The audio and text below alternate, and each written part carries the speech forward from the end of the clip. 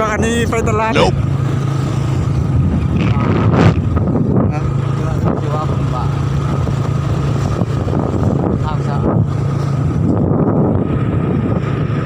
ก่อนสิไปตลาดเนาะภาษาเกียร์ไปตลาดที่ไส้นี่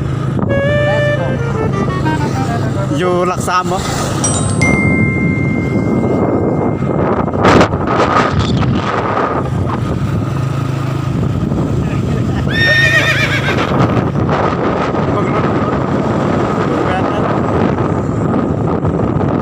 เบิ่งได้อยู่บ่แว่นนั่นได้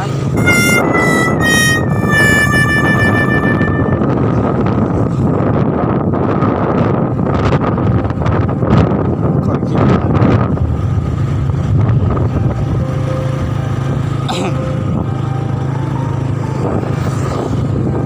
ก็ฮู้บ่ว่าไปทายฮู้บ่วะฮู้ดอกฮู้สิเป็นหยังก็เป็นผิด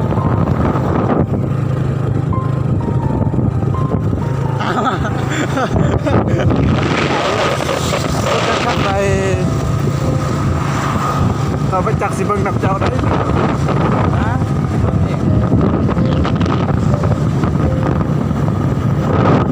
ไปขี่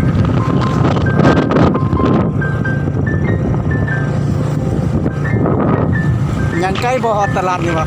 ยังครับบ่ใกล้มันได้ประมาณลักฮะมันเครื่องลักบ่แม่นลักเครื่องได้เครื่องลักสิบ่พูดบ่ยังพูดมันบ่ค่อยเต้นปานใดนะแสดงว่าเข้มนี่ตายแล้วฮะแสดงว่าเข้มนี่ตายแล้วบ่ตายยังบ่ยังแต่ว่าสดบางเทื่อมันบ่ขึ้นนะบางเทื่อน้ำมันบ่ทันยังอยู่หั่นภาษาบ่ไฟแต่ว่ามันบ่ทั่วถึงนะบ่ไฟบ่แห้ง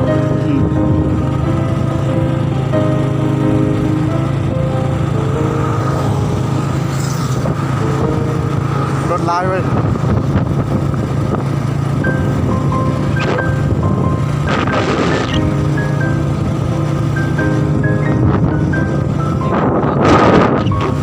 ฮะนี่ฮู้บ่ว่าเขาสร้างยังสร้างเบิ่งรถได้ อย่าสิไปกลางทาง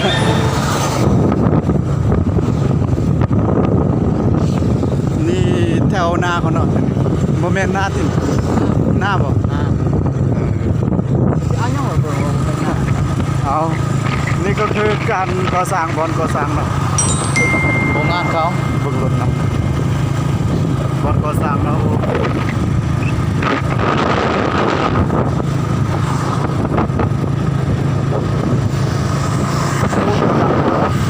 พูดเขาดำหน้านี่หน้าเขาเนาะได้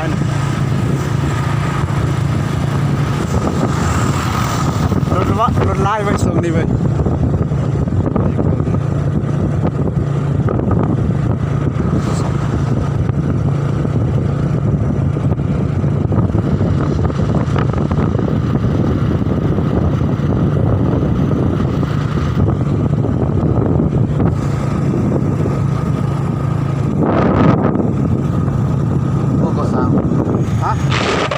บอนก่อสร้างคนเขาขายเล็กเนาะเคยเห็นไหมวะนี่คือแนวงานเนาะเขาดำเลยเว้ยดำเลยยำหายำนา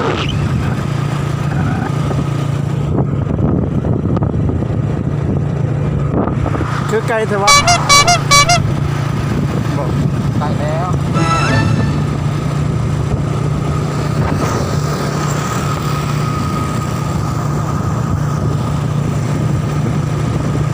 ใกล้สิฮอดตลาดเลย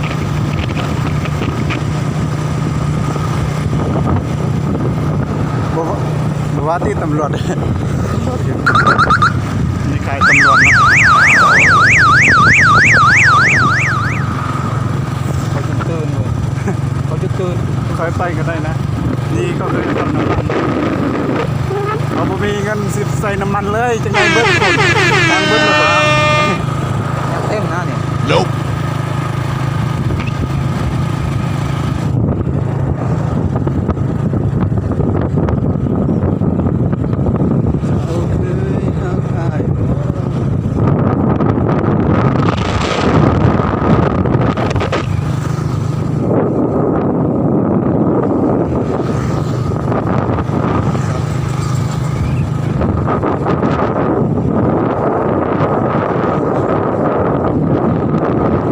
เติมเนาะ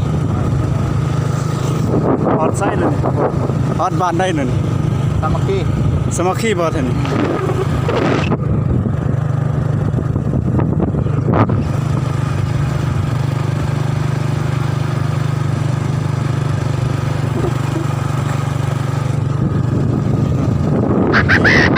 คือเสียวเนาะเป็นผู้ขับรถ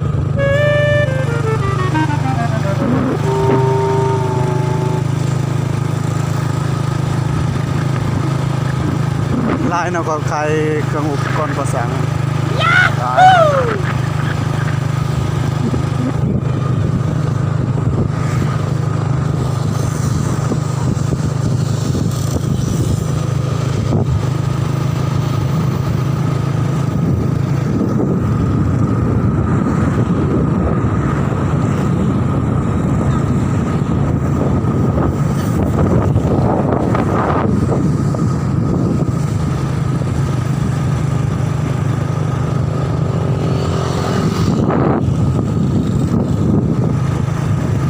ก็ขายเลขลายบอลเนาะ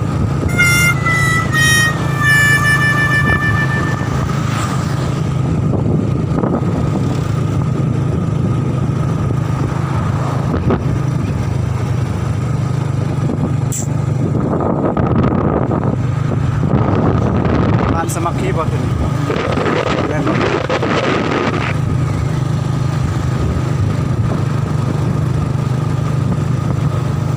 คันค่อยกะค่อยท้าย ฮะ ตอนนั้นค่อยบ่กะ บ่ทายดอก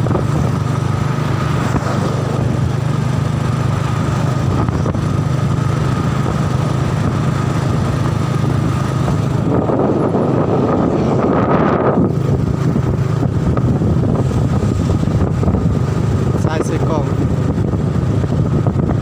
เบิ่งรถตามน้ำ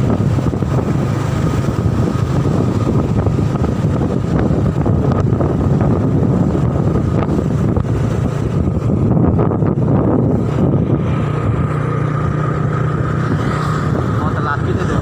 ครัวเซกามันแล้วเนาะครัวเซกองบ่ถึง อ๋อ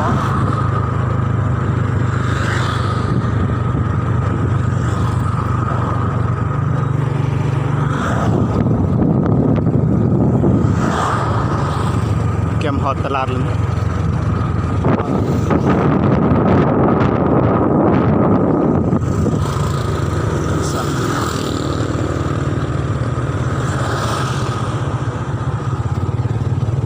อ้าวเขาดีสมาร์ทโฟน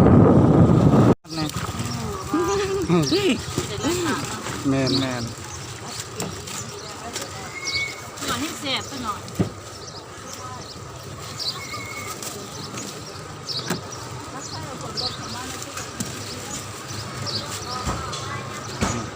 ยังเท่าได้เงินพอบ่ซื้อขนมติซื้อขนมนี่มีบ่ขนมเอ่ยไปซื้อขนม มี